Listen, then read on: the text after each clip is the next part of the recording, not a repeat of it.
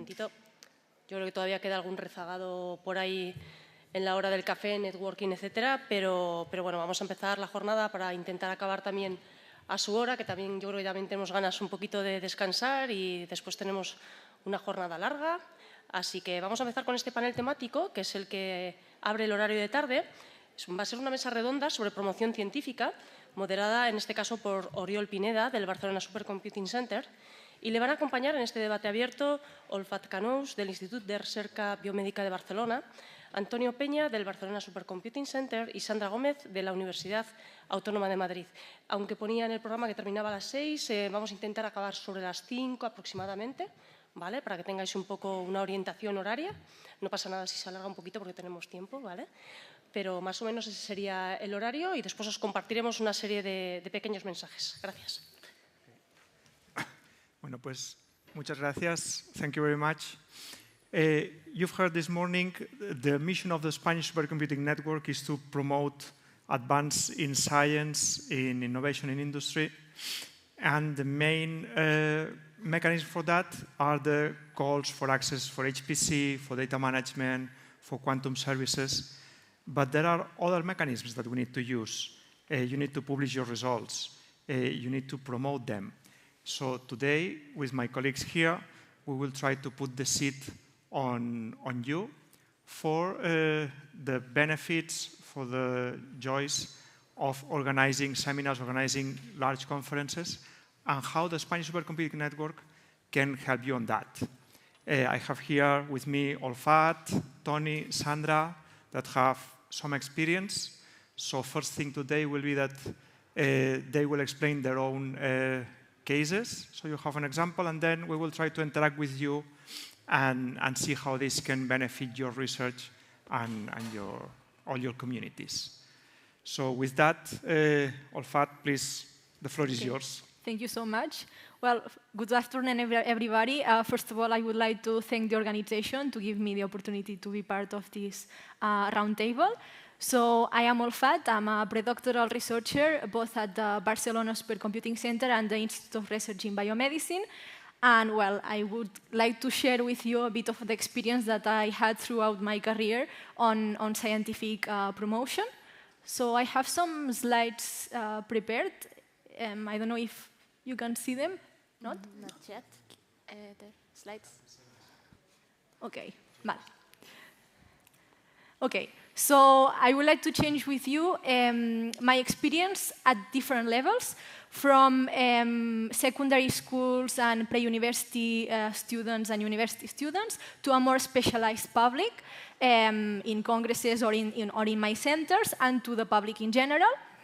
So my experience in scientific outreach started back to 2015 when I was studying biotechnology at the University of Vic, in which I got a fellowship to collaborate in a program called Science and Society, which the main goal that has this program is to harmonize humanities, science, and also promote a critical thinking and vocations in science through reading essays and novels of scientific topics, and the opportunity to go to the university and meet the authors of these books and create debates and interact with them.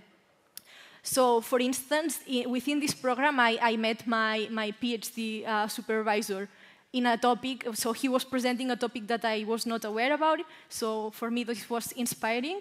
And this program allows this, to meet authors of different topics, to interact with them, and to expand curiosity on many areas. So, well, here you have different list of tasks that I was performing in this topic, from reading many books and selecting the authors to perform these talks, to opening the registration and to create material to diffuse these activities to enhance the different schools and centers, educative centers, to participate on these small talks. And after that, also to create material to talk about these activities and create material then for other editions to promote these activities. and of course report and ask for funding to continue creating these activities to promote science in a younger participants way. So, well, here you have an example of material that we were preparing to make diffusion of these activities, in which you can see, well, maybe you cannot see it super clear, but the talk, the author, the book related to the topic. And yeah, within this framework, I initiated myself to prepare seminars to make accessible science. And for instance, one of my first experiences was in the Youth Mobile Festival. This is a congress that happens in parallel with the Mobile Congress of Barcelona, that it's directed for young participants to promote scientific and technological careers. And well, in this case, we prepared a workshop from scratch to create the first opportunity of these students to make experiments and to learn from different topics in an easy way. And well, these again, some tests that we were performing to carry on this workshop. And well, just to say that this opportunity made me realize how important was to make accessible science for younger generations. And through my PhD, I had also the opportunity to participate in other similar projects. For instance, both at the BSc and the IRB, there is the participation in a program from Fundació Catalunya La Pedrera, the Crazy About Supercomputing and Crazy About Biomedicine, in which also there's some workshops in which the students can have the opportunity to learn which is the science that is carried on currently. And yeah, again, some of the tasks.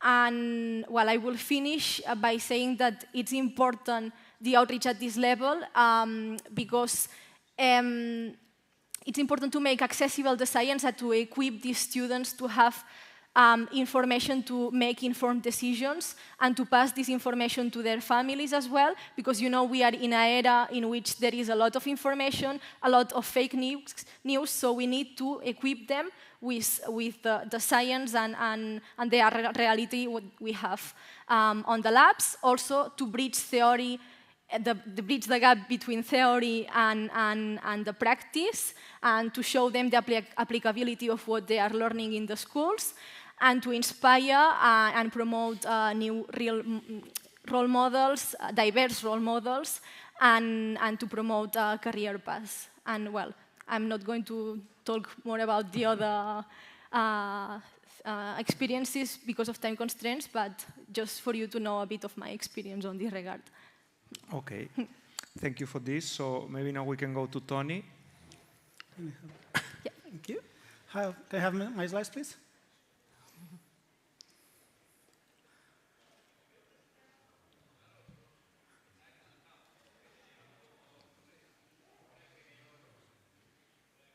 Okay, so some of you in the meantime know me as Tony, some others as Antonio, many others don't know me. That's fine, you will know me today. I'm a researcher. I lead a research group at the Barcelona Supercomputing Center. At the Computer Sciences Department, it's called Accelerators and Communications for HPC. It's mainly about programming models, resource heterogeneity for HPC. That includes GPUs, MPI, many other things. And apart from that, let's say my hobby, or I don't know, life brings me to also organize events. So I've been general chair of different events internationally, also some of them organized in Barcelona, like the Euro MPI 18. I'm also organizing different things at the Barcelona Supercomputing Center, the Mare Nostrum Hackathon, some BSc courses, Introduction to CUDA, to OpenACC, etc., etc. But I'm here today to talk about La Joya de la Corona. I don't know how that's in English. And that's why I'm bringing this T-shirt today. So usually when I go conferences, events, especially if I'm talking, I get a little bit better dressed, not on a T-shirt. But yesterday I was selecting like shirt, polo, and I saw the pumps T-shirt. So I thought, hey, tomorrow is the day to wear the pumps T-shirt. And that's what I'm going to talk about. 15 pumps editions already at BSc. We are very proud of it. So like you see, we like changing colors every year. In the beginning, many of them, I mean, I'm not there. I wasn't the organizer. I joined BSC in 2015. These are since 2010. And I'll talk briefly a little bit about the story and the history, both, and why I'm here today with you. So, but before, the organization of PAMS is the directors of the school are Mateo Valero, our director at BSC, and Professor Wenmei Hu. He used to be at the UIUC, and now he's at NVIDIA. He's very senior. He's very well known. We're very happy to have him every year involved. He's the one who selects the contents and teaches quite a lot of the lectures. We all help with lectures, but he's kind of the soul of the technical content. I'm the chair of the local organization of PAMS. I think since 2015 or 16. I'm not sure, and I'll tell just a little bit of the story afterwards. And I have, fortunately, some people to help me on the local organization, which is quite a lot of effort, as you may guess. So it may be sounding bad that I say it, but to me, PAMS is the GPU summer school in Europe. It's a BSc flagship. Hopefully, my directors don't complain about me saying this. We are also an ACM Europe summer school. You may hear the ACM summer school at BSc. Well, both are ACM summer schools at BSc. There's two. So the first edition, 2010, and since 2018, we expanded PAMS, which is programming and tuning massively parallel systems, I think. Of course, this is a GPU summer school. We had to add the plus AI, right? This was just natural. It was not, because that's where GPUs evolved, as probably you know. So annually, we host 80 students. That's the cap of the room that we use. That's the maximum attendance that we can have in that room. They are international. These include also people from industry. The capacity of the room was reduced temporarily after the pandemic to 50. Now it's back to 80. We constantly always have more applications than those we can host. Basically, what we do is this is an advanced summer school in advanced CUDA programming or GPU programming for AI. So we check the background of the applications and make sure that they have enough background to follow the advanced contents that we provide. This is the way that we use to select.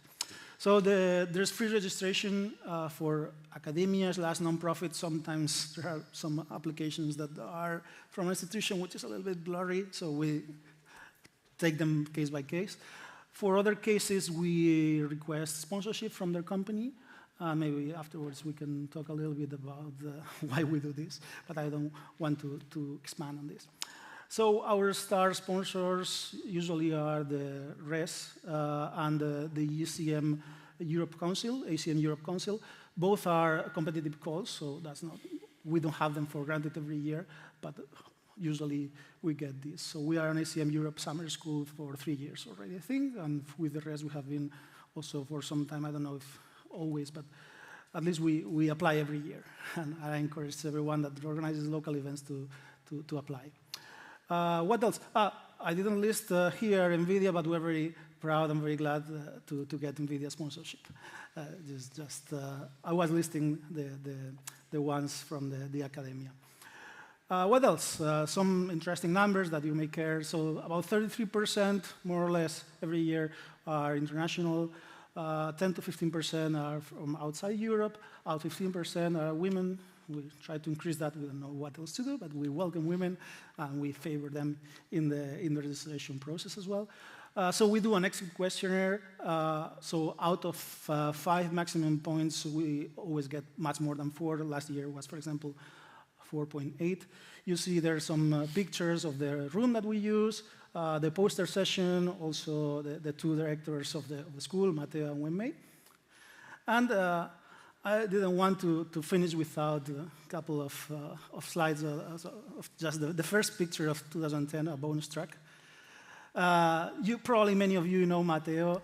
This is here, him in 2010, 15 years ago. He's very young.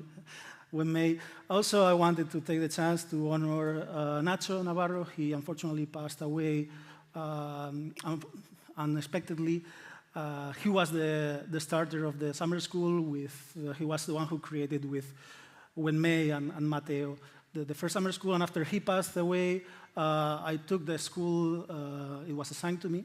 And we have been doing the school after that in his honor, after he was not here anymore with us. So maybe there is someone who recognizes himself there. I don't know. Is there anyone in that picture? No. I wanted to say like an anecdote, no? There's a young guy there. I don't know if you recognize that. That's myself in the first pumps. So I'm not from Barcelona. I'm from Castellón. I did the thesis in Castellón. That was my first or second year of thesis. So I enrolled as a student. I was not involved with BSc at all until I joined in 2015. For a young guy in Castellón in 2010, BSc was a relatively recent creation. To me, this was from another world, from another galaxy. And not only BSc, Barcelona, having a professor from abroad, from the US. And who would tell that young guy that some years later, I would be the responsible for the local organization. So that's kind of to encourage young people, just do as much as you can. You never know where life will bring you, but just be brave. Okay, and that's it. That's what I have. Okay, so thank you, Tony. Now, for Sandra and your experience here. Thank you. Can you put the slides? Yeah, thank you. Thank you, guys, for your very inspiring stories. Nice. And yeah, and thank you to the rest for inviting me here to this panel. Very glad.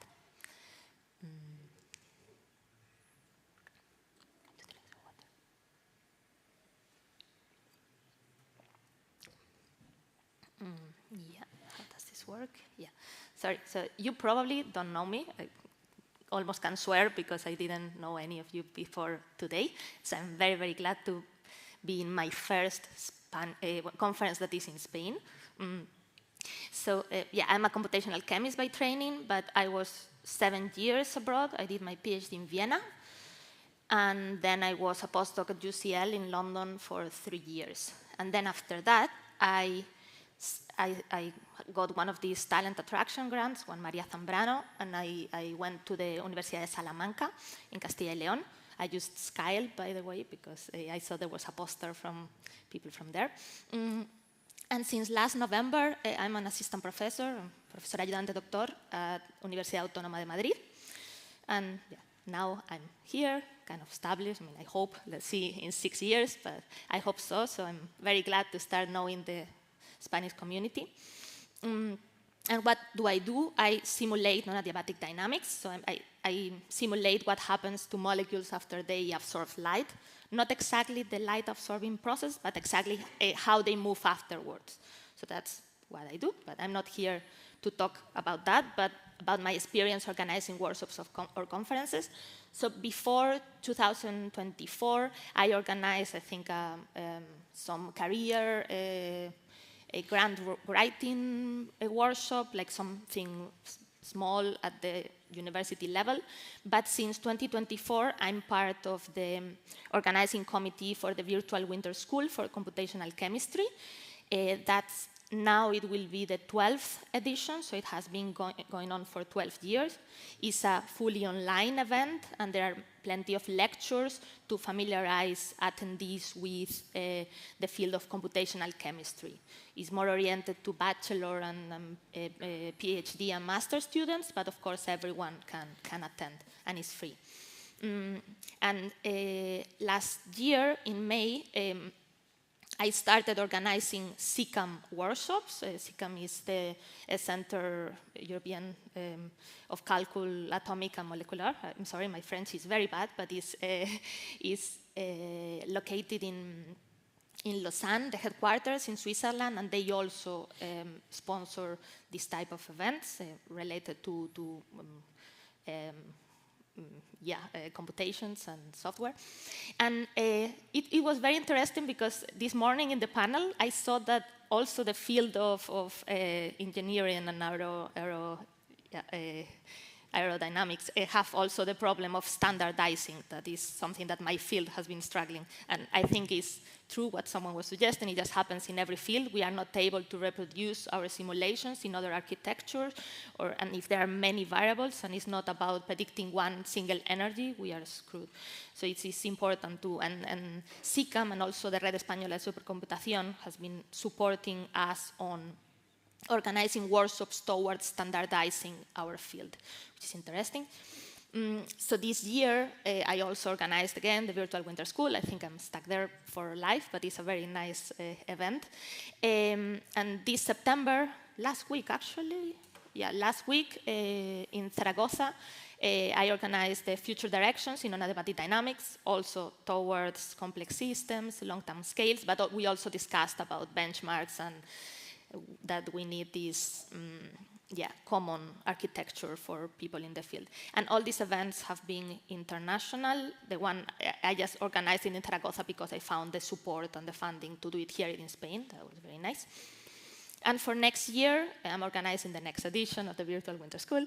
But I'm also organizing a larger event that is the 9th high-dimensional quantum dynamics that is based on, if any of you knows the MCTDH code, is basically the meeting of that community. And it has 150 attendees. I'm going to steal some sponsors from you here.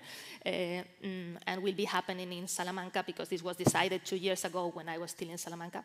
And it's a smaller city to organize a very large conference.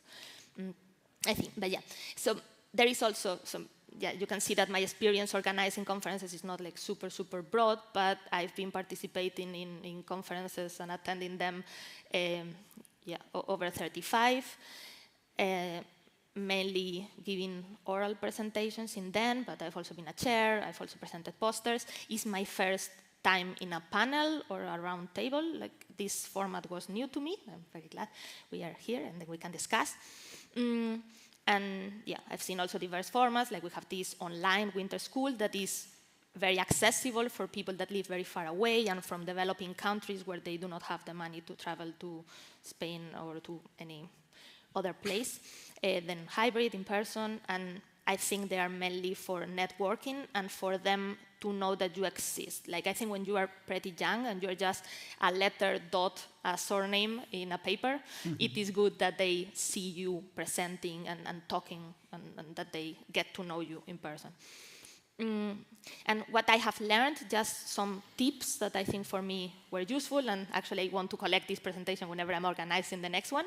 But basically, if it's feasible, offer online or hybrid access, although then you are, of course, compromising your, let's say, the flow of the conference, then asking about dietary or access needs in the place.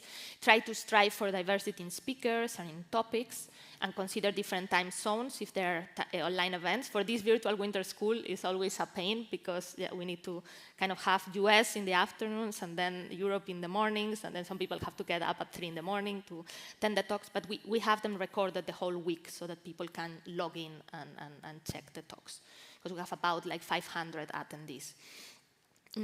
But yeah, one should also plan for event size, the budget, and explore different funding that could cover that budget. Something interesting is considering offering childcare options if possible. I checked for that in my last 2 conferences and it was too expensive, but at least I managed to offer it from a private one. So it I think always attracts more people that could not come maybe for childcare responsibilities. And allow a bit large breaks. I've noticed that makes things, like some things can be said during the coffee break, and that might flow better than just having them during while the talk is going on. Something that was very interesting in a conference I was 3 weeks ago is that they recycled the budgets. So that was interesting. So the lanyards and the budgets, because I have in my room at my home like 30 budgets, all of them are hanging, and you never use them for anything. That was a company that actually recycled them. Of course, they couldn't collect all of them, but was, I think, a good move. Yeah, trying to minimize the printing, but without compromising that no one knows when the events are. So it's, yeah, that balance is always difficult. Trying to order food flexible, so trying to avoid that plenty of waste is there, or trying to use local suppliers. Sorry if I'm already taking some points that we'll discuss later. But for me, something that was good to learn is the mindset, like try to expect the unexpected. In the last conference, this one that the rest actually provided funding for it, we had more female speakers than male speakers, and 3 days before the event, 8 out of 9 female speakers canceled unexpectedly, and was like, why? And at the end, we ended up having a bit less balanced program, and it's just, you have to live with it. Like, you cannot control everything, right? It was, yeah, was completely, like, the events were not related to each other. So yeah, cancellations can happen, imbalances can happen. One has to live with that and focus on what you can control, because otherwise we just are, yeah, worried all the time. Yes, just to know that I'm organizing this virtual winter school. So if you want, it is fully online and fully free. It's the last week of January, almost always. And this year we have these speakers, among other 3 that have confirmed recently, but I haven't upgraded the slide. There are normally 500 attendees, and you can also present your work or people that work with you, and you also get a certificate. It's nice. This year, QChem is... okay, sorry, but that was my... Okay, it's coming. Is there or no? Yeah, okay, here, yeah. I don't know what I was saying. Yeah, that QChem is sponsoring, and we will have a workshop. We always have some workshops, some hands-on, that people can download the material and then use them. So yeah, if you want to come, you are more than welcome. And that's all. Thank you to the RES and to SICAM and the Supercompetent Center for sponsoring it, and you for the attention. And let's discuss. Okay, so thank you for this first round of introductions. So we have seen events for undergraduates. We have seen summer school, winter school, workshops, so different kind of formats for different kind of objectives, targets, but all of them are part of our mission, I would say, no? To make this promotion, to make science be known and rich. And in fact, I want to maybe add another one, which is a program now started by the Spanish Supercomputing Network, to bring supercomputing to young girls from 10 to 12 years. So as you can see, we can cover a wide range from very early to quite experienced people. And it's part of our mission to bring the seed, to bring the information and attract people, right? So with this first idea in mind, I want to ask you a few things. You can pick the questions on randomly or how you want. First thing you have mentioned about the format. So maybe I will look at Sandra, that you have something online, something on site, and I would like maybe to have a consideration of how you choose the format for a conference. Yeah, I would say in person if possible. Like, I think that it's much more easy to disconnect while one is having an online talk rather than being here face to face. So I'd say if possible in person. In our case, this virtual winter school was started in 2012, and it was a way to be accessible for everyone. We had a lot of speakers and a lot of undergrads from Brazil, from Africa, like from underdeveloped countries. So that was kind of the idea, to make it very accessible. But if it's possible to bring the people there and offer some scholarships, I'd say better in person, not to sacrifice the message, let's say. Okay. Let's come here. So, Tony. I'd actually add something. I very much agree. I would add try to avoid hybrid. Because first, it's expensive, all the logistics that you need. Second, it gives problems. And third, when you're teaching fully online, that we have done during the pandemic, you focus on online, you ask a lot of questions, you make sure people understand because you cannot see their faces. When you are going fully in person, you adapt also your teaching to fully in person. But if it's hybrid, then you see that the locals are paying attention, then you don't pay that much attention to the hybrid, so to the ones that are online. So I've been also virtual arrangements chair in a couple of conferences during pandemics, and yeah, we suffered with the hybrid formats, and as soon as we could, in those conferences, we went back fully in person, and yeah, to me, either in person, as she said, or online, but try to avoid hybrid. So. Okay. I fully agree. I think that sometimes it's unavoidable to have like this hybrid or online congresses, and I would add that if it's online, I would promote, like for instance, like small breakout rooms, like to make them interact at least a bit. But yeah, I think that I agree that if it's possible, do it in person. It's better because there's these financial constraints and other constraints that can happen. Yeah. Okay, so that's one thing I fully agree. Hybrid is never good. So I once bought hybrid tires for my bike. They were bad for road, bad for mountain. So hybrid is bad for all the... I have a hybrid car, it's good. Well, it's good or not. I mean, then it's I like it. It's bad here, it's bad there, no? So, no, but in hybrid formats, there's a clear imbalance. So I agree we need to avoid that. And what I capture now, tell me if I'm right or not, that on-site is mostly preferred. It's annoying to travel, but it's you can interact more. But whenever you want a wide coverage, like international, or maybe regions that are less favored or have less resources, you mentioned Brazil, South Africa, then the full online format can benefit this type of interaction. So this brings me to the next topic. It's about the target audience. So the target for your event is already setting part of the format, but any other consideration of how you choose, how you select what is your target in geography, in education, in age? So maybe now we start here.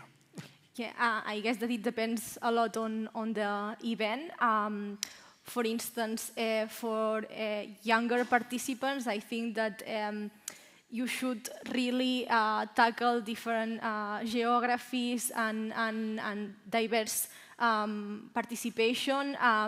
Like, for instance, considering my experience in undergraduate, like to not put apart like high complexity centers that sometimes they don't receive the information, to try to be as much as possible diverse and to put like routes, like for instance fellowships to allow traveling to participate in person. I think that we should guarantee equality of opportunities. Mm-hmm. Okay. Yeah, it depends a whole lot on the event. For the international conferences I've been participating, we always try to have fellowships for students, for underrepresented. For example, in supercomputing, where I'm in the steering committee, there's one part which used to be diversity and inclusion. Now it cannot be like that because otherwise people would get fired, right? It's amazing, but that happens. We cannot call it that way, so we're trying to rephrase it and still provide us the support for the diversity and inclusion. In the case of the PAMs that we organize locally, it's difficult to broaden the scope. I think we are very much focused on one single topic, which is broad enough, but that attracts the kind of people by itself that we really want. So it's not like we and otherwise, for underrepresented, we wouldn't have the money either. So we're quite limited in that case. Mm-hmm. Okay.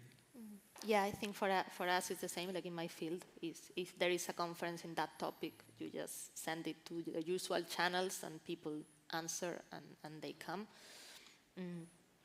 And yeah, for this winter school, basically the plenary speakers attract their network and the students in their countries or their cities. So if we have a star from Sao Paulo, people from Brazil will attend more the winter school. So so for us, the key is to choose the speakers that they are balanced in the different continents.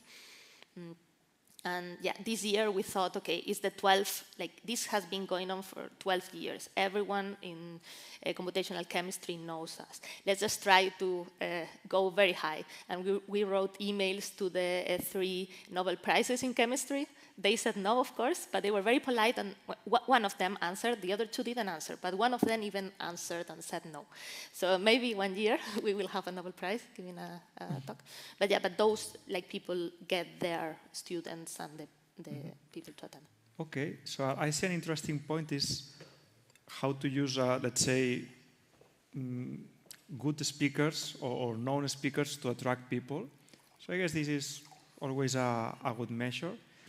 I also hear about budget constraints. So at the end, if you have the budget, you can favor other people coming. If you not, you choose the format and such. So when it comes to the budget, and this is a difficult question, what happens with the convenience of putting a registry fee or not? So I have some ideas, but I will maybe first let you give me your opinions. I understand you are not charging fees on what you have presented, but still you may have a thing for that. So let's go one by one. So Sandra again. Yeah, actually this year for this SICAM meeting that actually Res co-funded, we thought we couldn't make it because the Spanish SICAM node is under founded, so it needs, yeah, and yeah, they gave us 3,000 euros for a conference with 45 people. That was 3 days, so it was like, okay, we cannot make it. We had to ask for external funding, and we barely made it. But actually, one of the questions was, should we charge a 10 euro fee or a 20 euro fee, something symbolic to the attendees to make sure that we have some cash there. And at the end, we decided against it, but I think less people would have canceled last minute if we would have had a registration fee. So I think if the price is low, it could keep the structure of the event as you wanted initially. Mm-hmm. Something to think about. Okay, I'll let you do, and then I'll comment because I have some experience there. So, Tony. Well, yeah, I've been running, I'll focus on PAMs because all the conferences are paid and they're healthy. PAMs we always give for free. We just get the money from the sponsors, free for academia and nonprofit. If someone from a company wants to come, we ask the company to sponsor because since all the event is free, we don't really have a way to cash, to get their money. So our only way, as of now, is signing a sponsorship agreement. So we have been struggling at some points at some points we couldn't even offer lunch. We were short on sponsorship in some years. So, and we always had so many applications. So at some point we thought, okay, maybe we should charge something that helps cover the costs. But then there's the difficulty. We are at the Barcelona Supercomputing Center. By ourselves, we cannot get money from people for registration, so we have to externalize. That costs money by itself.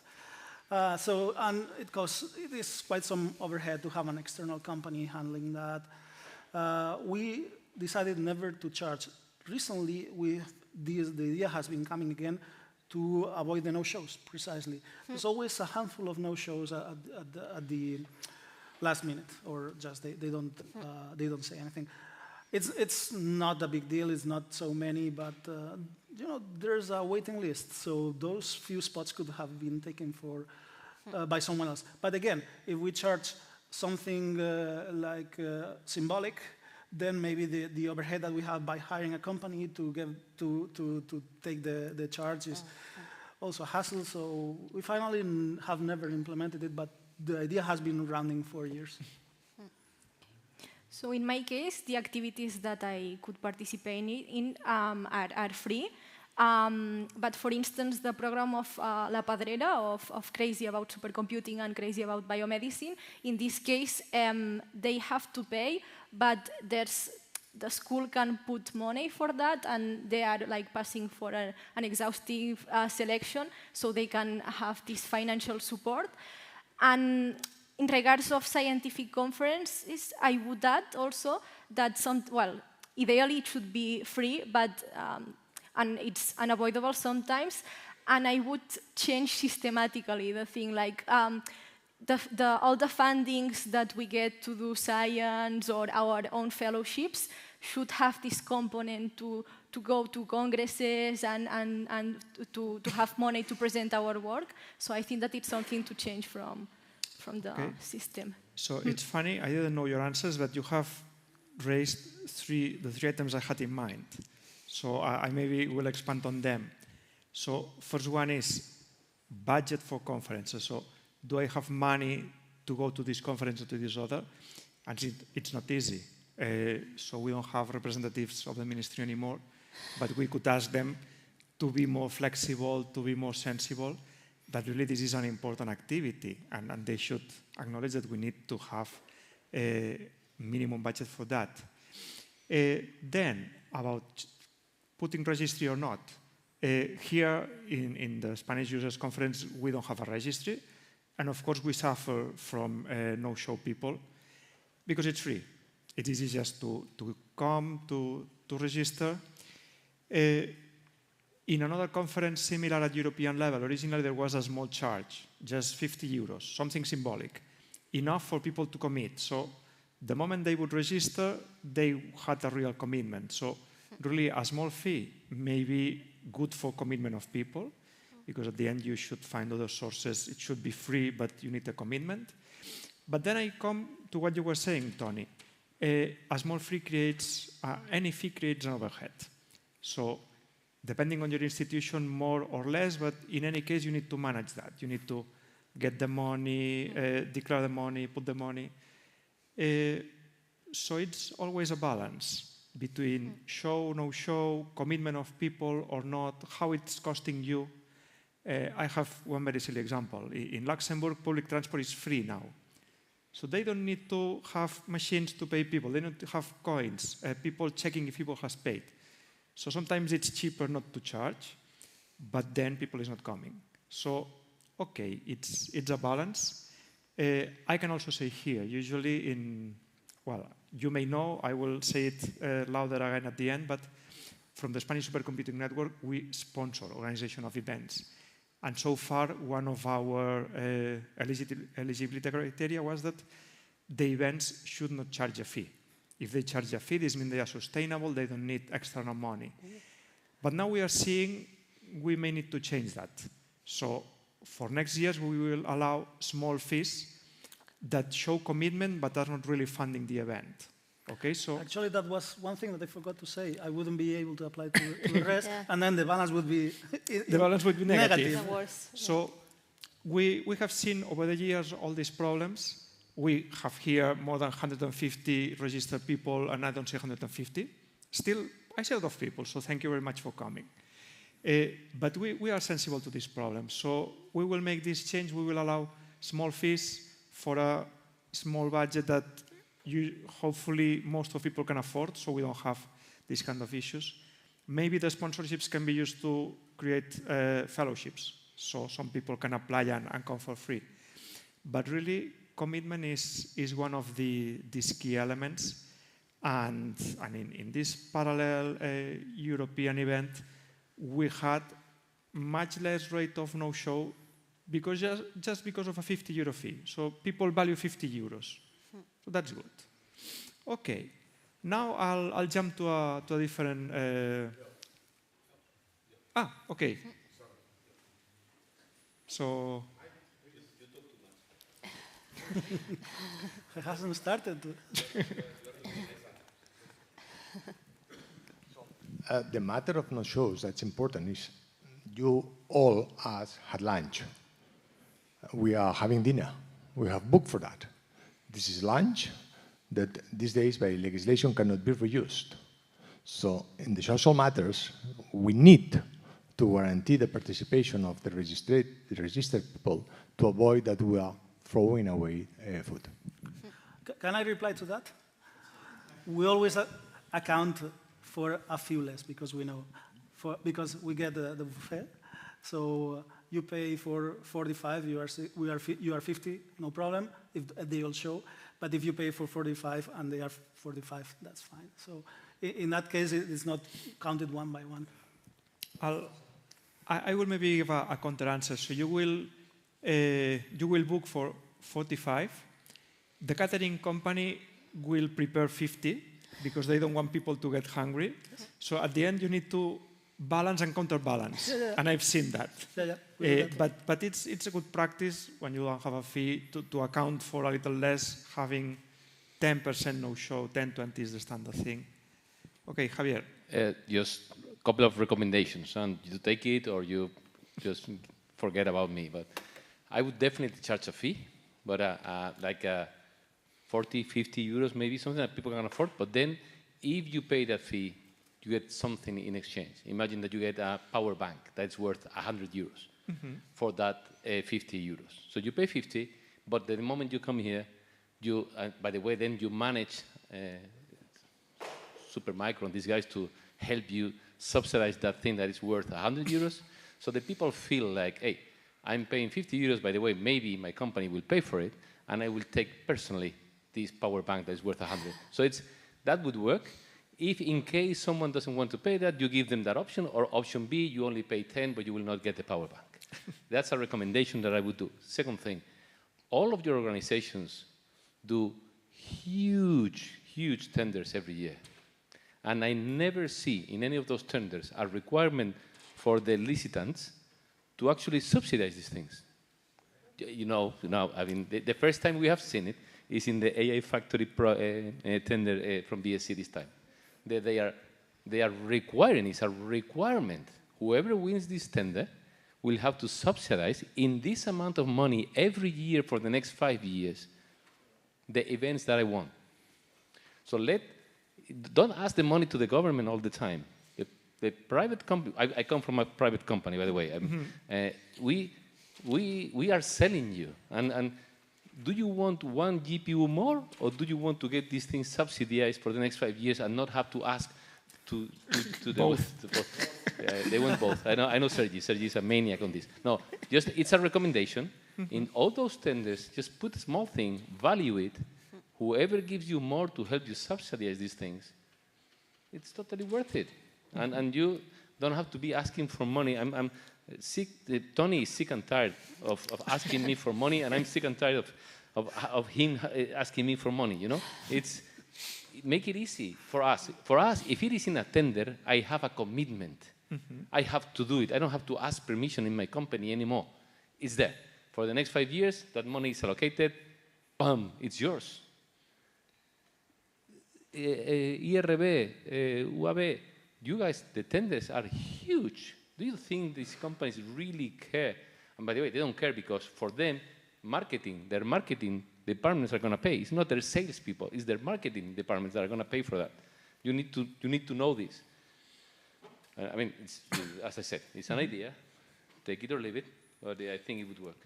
Sorry. Okay. Thank you. No, that's very interesting. And maybe if you have a comment, okay. Otherwise, I will take it as an opportunity to jump to another of the items I had. So you have any quick reaction? No? So again, we didn't speak, but you advanced one of the topics in my list, which is good. So I wanted this to be a bit collaborative, and I see one sponsor, another sponsor there looking at the phone, do it now. So I wanted maybe to give you the floor to give a few words about your experience as a sponsor of these events. So what is interesting for you? How do you feel? Or how would you encourage us to continue working or doing that? So maybe the micro, what is it? If you can pass it to our colleague. What is the micro? Enrique. bring it here. Thank you. Jo sóc així, jo atraco.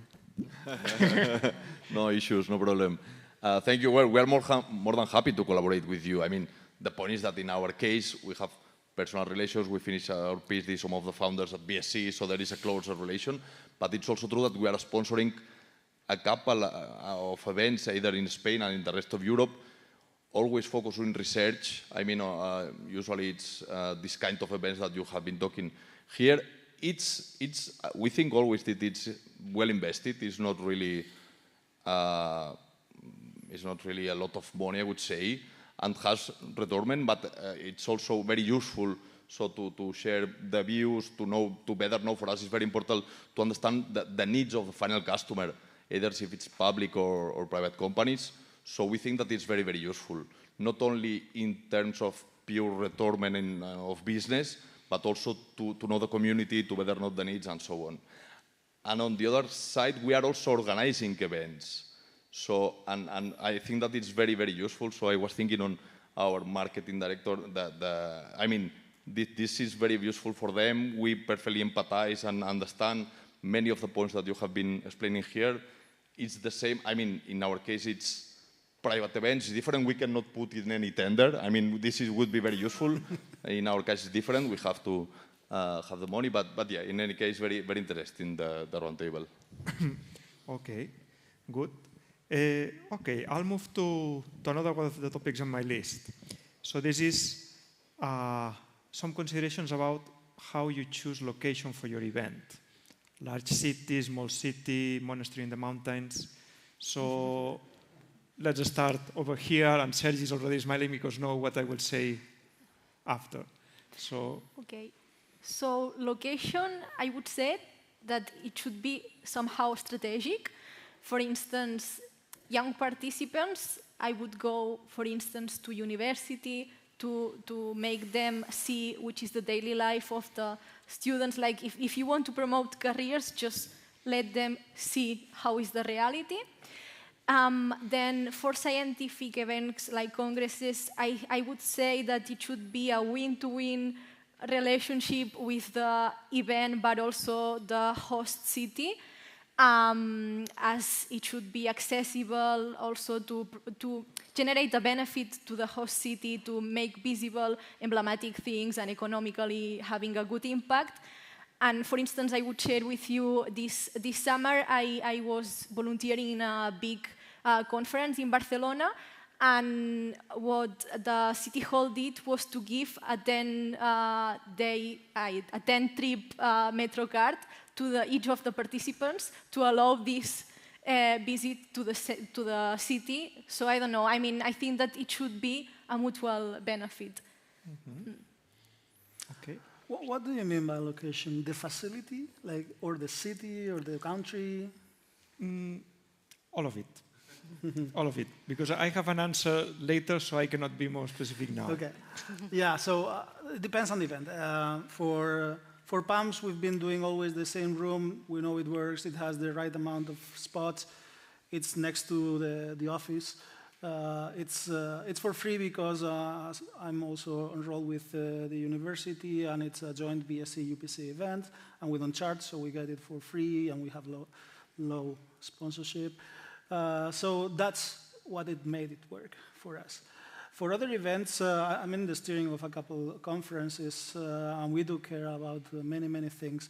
We care about flight connections, hotel prices, so on and so forth, the layout of the hotel or the rooms, the number of seats, everything. So I can tell you a couple of anecdotes, actually, personally. So I was general co-chair of IEEE Cluster 23 that we did in Santa Fe, New Mexico, and somehow we got much lower attendance than we expected. And several factors could have impacted. One of them may be that it was not so easy to fly in internationally to Santa Fe, New Mexico, though the city was outstanding, so beautiful, like a lot of Spanish inheritance.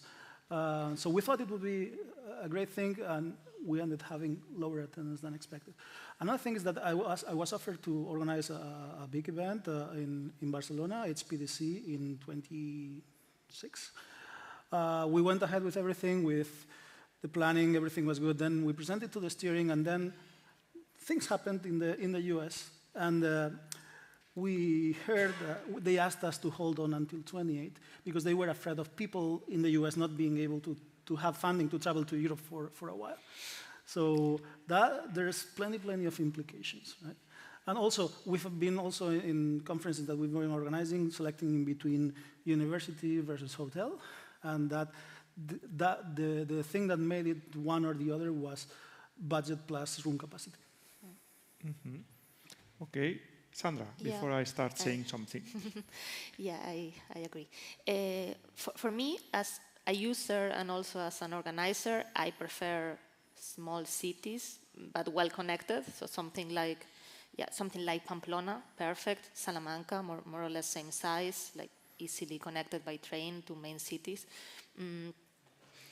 Last conference was in Zaragoza, which is larger, but also nice and very well connected strategically between Madrid and Barcelona. We had many people from both places as well.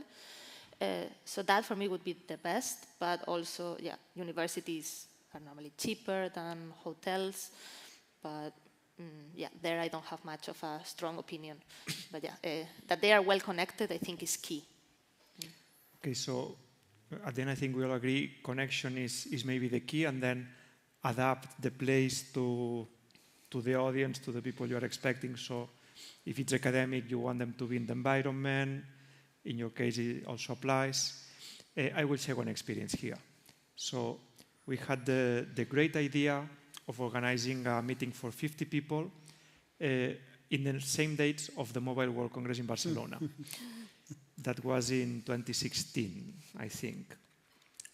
So first thing that nobody commented, and I will say here, whenever you are picking location and dates, look what else is happening in the place. Yeah. You don't want to go to Barcelona during Mobile World Congress. 1,100 people going to the city. So by the time we looked, there were 15 rooms available only. Cheapest was 1,000 euros per night. So we had to look for similar locations because everybody wanted to come already to Barcelona. And you say Sitges, no. Castelldefels, no. Sabadell, no. Terrassa, no. We ended in the monastery of Montserrat. Cool. And I can say this was random, but this was the greatest experience ever. So that's something I recommend maybe for a summer school, and I will comment some things. When you do a meeting in a large city like Barcelona, you give metro tickets because people will spread, will skip some sessions, will do tourism. There we had 50 people unable to move, focused on the meeting for 1 day and a half. Also, the accommodation was quite cheap because apparently Montserrat is out of the Mobile World Congress influence, so it was very, very cheap. The only thing, we need to arrange public transportation to location.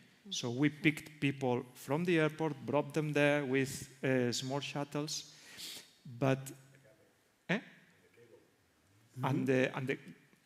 cable car people that wanted to.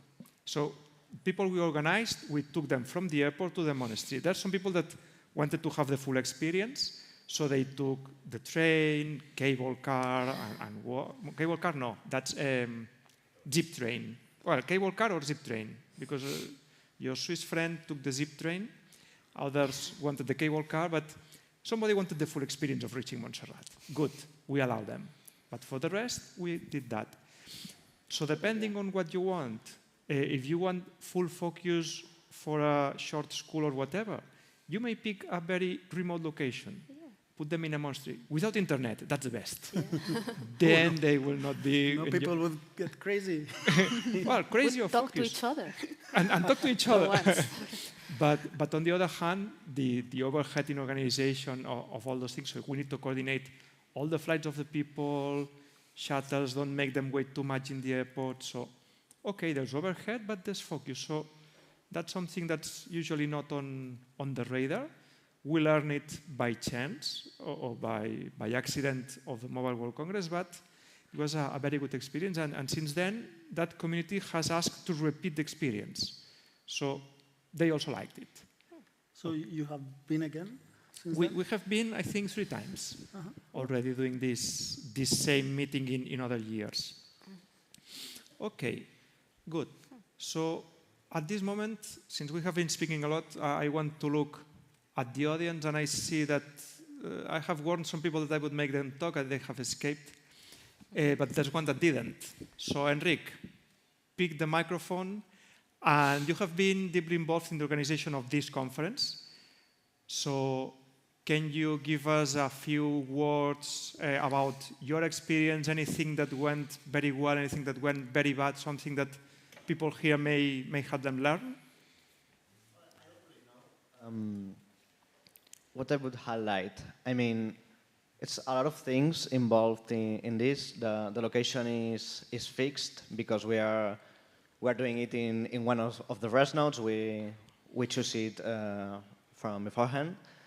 So having the location picked, I think that the part about the systems, the thing that they cancel, the thing that people register and then don't come is the thing that really made me struggle more. I mean, you make the plans, you always have to have that movement margin, but always things happen. There's always issues. And I think that's the thing that I struggled the most in this case. Most of you will probably have a written card instead of the printed one. There's a lot of problems that can arise, but at the end, I think it's going good. You will have to tell me. But I think that the conference is going good, that we are having really nice conversations, and that in general is really working well. So apart from that problems, we have many things fixed. So I think that the thing that really, I would say, it's the key part, maybe the thing that you were saying about the price for making people commit more, or maybe there's little details that give you a little more control, or not control, but or it makes more easy to organize, you know? Yeah. I think that would be the key part for me in the organization of this conference. Okay, thank you. So I see somebody. Hi. So about this, I have 2 different points of view. On the one hand, I organized a very big conference 2 years ago with 500 attendants, and I did it in Valencia. So the point is that for me it was very, very easy to get hotels. We got a very big airport. So everything runs very, very nicely. And one of the points that we have here in Spain is that the food was very, very cheap for a European standard. So I was able to give all my attendants a very good food, very good breaks. We even made a paella for 500 people at a very good rate because the paella was 20 euros. I just came from a meeting in Dublin, and the food was, well, excellent. But he told me that, the organizer told me that it was very, very expensive because it's a different life. And on the other hand, as you said, here I have some sessions that were basically empty because the people were, my university is 500 meters from the beach. So, well, you can guess. And the other point is that I also attended one school, or let's say a smaller meeting of Turbulence that we people organize every 2 years in a very small town in Italy. The name of this town is Bertinoro. It's basically in the middle of nowhere. Okay, it's the less populated part of Italy, for sure, and we are in the middle of a mountain. So if you go there, you're going for the meeting. There's nothing to do. I mean, you finish the village in 10 minutes, you have finished the village. So the people go there, they are very, very focused, and if you want to go there with young people, and you want everybody to go to the meetings, the best thing to do is to go to this small village. But on the other hand, if you want to organize something large as 500 people, you need a big city. For example, I only have one place to organize the dinner in Valencia, just one place. because it was the only place available for 500 people without, an incredible price. Okay, I like the considerations because they are quite in line. Now, I would like to pass the micro to somebody that likes to speak and has a lot of experience in all these things. That is Sergi.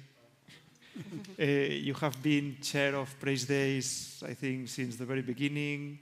You have been organizing this conference since the very beginning. So any recommendation, any suggestion you can give all of us that you didn't give already? Smile. Make people happy. Listen. Learn. And apply methods. So if you feel you have to do something, do it. If people is unhappy, they will show up and then you need to react. If people is not showing up, it's your fault because you provide them the environment to enjoy life, to talk to others. So they are not here because they are interacting with other people around. So this is not because, okay? So it's always difficult to have this line. Prepare a program that is interesting for people. Arrange extraordinarious events at night or visits that people enjoy. But it's always very difficult. So people need to get the interest and need to understand what's happening. So for example, for RES, this is the way the users are showing the benefits of the users of the system. They don't pay for the systems. The systems are paid in advance by the administrations. So one way of return is to participate in these events and to show the results they are doing. But still for them it's hard because they have many other duties to do. So this is education and letting them understanding that this is part of the cooperation we need to have on. I strongly don't believe in remote participation, interaction, looking nice, understanding you are not interested in listening to me now when I need to change to her. This on the screen, it's impossible to me. Understanding the difficulties of using media, understanding the difficulties of language. So today we're using English because we understand maybe some people is not speaking adequate Spanish and they prefer to have English. So this is always sometimes inconvenient. If you are having a very high-level meeting with important participation of politicians, you need to adjust the agenda for the interest and for the media to disseminate this. And I don't think anymore. Okay. I think there are quite useful lessons there. I will take one thing that has maybe appeared slightly, but make an emphasis on that. So there is a conference, a workshop, an event, there is a program, there is an objective, but I also see in these places a secondary objective. So we said 150 registered people, we are not 150 here, but I think more than 100 showed. Where are the others? They are out, talking, networking. So for me, that's a very important secondary objective of all these meetings or most of these events. And I think, Sandra, you mentioned to have generous breaks in the middle to foster that, to have events afterwards, to have things. So maybe I'll give you again the word to comment on that, on your specific experiences on this secondary objective of these events. Yeah, in my experience, let's say a guided tour is always important, like to show the city to the people that are not familiar with it.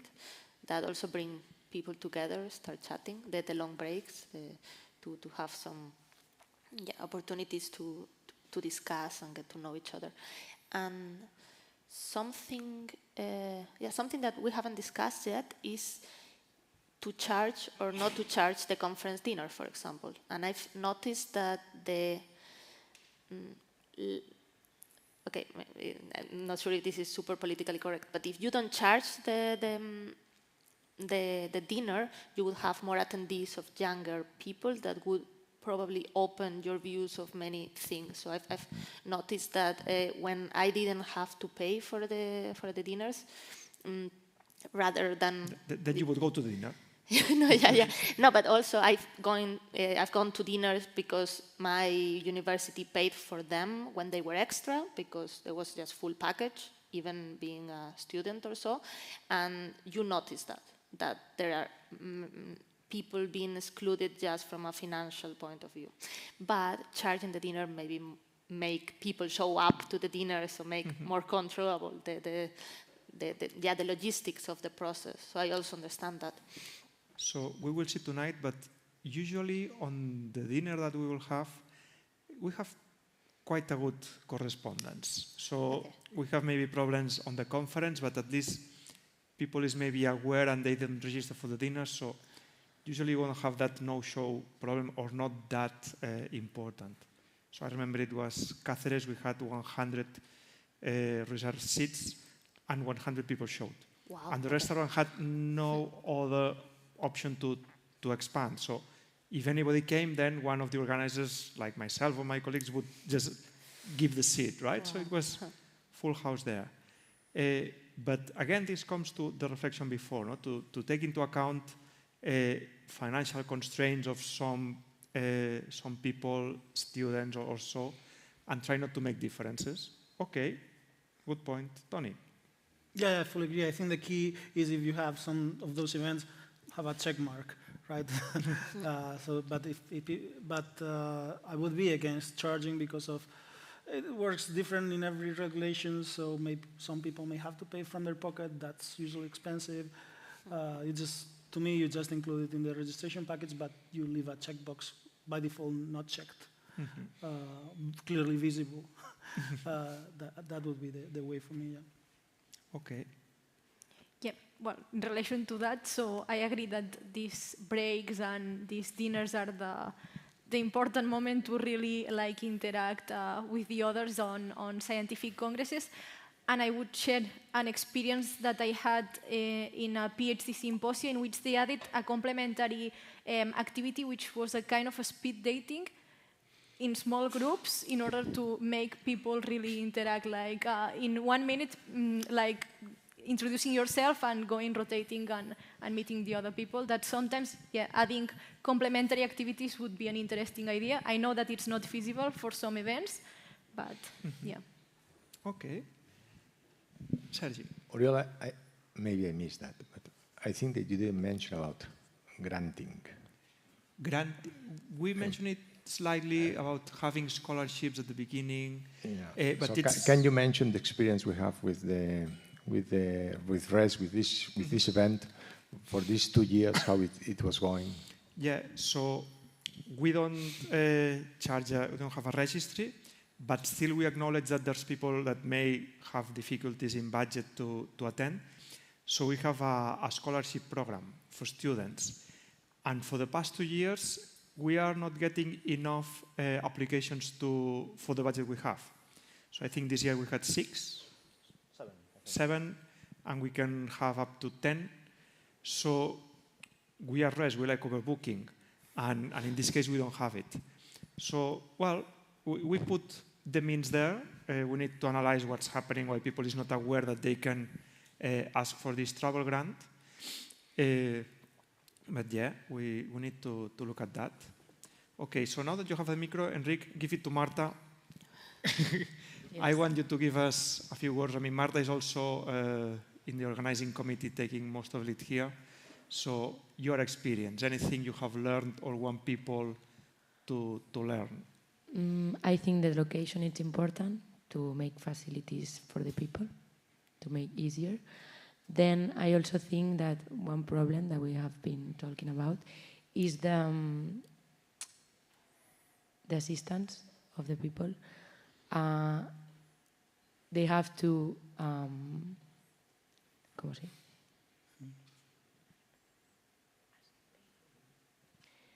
Maybe for the next year we make a change for the inscription, and we think about something. Of getting the compromise, no? The commitment. Yes, and nothing else. I think that for us, it's been a very good experience, and maybe more communication, like try to make more communication about the scientific seminars and these things. Okay. Nothing else. Good. So since we are reaching to the end, I will look if there's any other word interesting. Otherwise, I will do a quick recap of what we heard. So it's important to organize workshops to promote science. We have seen how registry or not may help commitment, show, no show. So depending on what you're aiming, it's important. Location, it needs to be well connected, or you need to address for that. Sponsors are usually happy to participate, and we have seen recommendations to secure sponsorship for large institutions. That's something I want to now advertise properly. So from RES, again, our mission is to promote science, to promote development of research, innovation.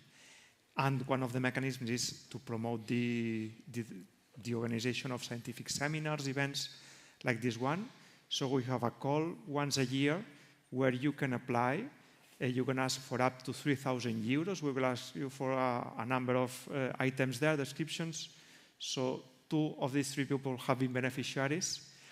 Then our committee will evaluate them against a number of criteria that you will know in advance. And we will distribute some money with the only request to come there and do a small advertisement of the network. So we want also to use your seminars to expand our services and that they are known to other communities. Okay, so with that, and knowing that we are at the end of the program, you may be tired. I open for any final question of consideration. That I guess is not the case. So we can close here. And thank you very much for coming. I hope you have very nice conversations today, tomorrow, and safe trip home. Thank you.